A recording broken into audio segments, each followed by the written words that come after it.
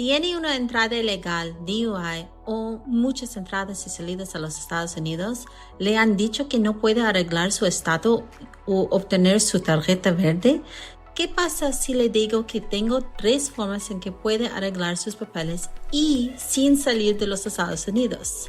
Soy Farrah, una abogada de inmigración con más de 15 años de experiencia en ayudar a personas indocumentadas a convertirse en residentes legales con permiso de trabajo legales. Aquí es lo que necesitas saber.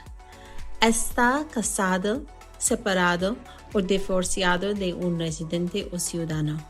¿Tienes hijos que tienen 21 años y son ciudadanos? ¿Alguna vez ha experimentado problemas familiares graves?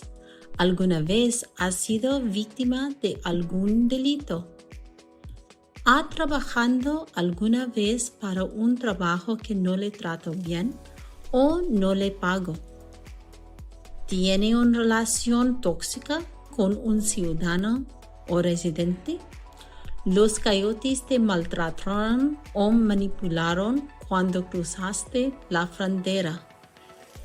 Puede ser elegible para una opción increíble y obtener su permiso de trabajo dentro de 6 o 8 meses y su tarjeta de residencia dentro de 2 o 2,5 años.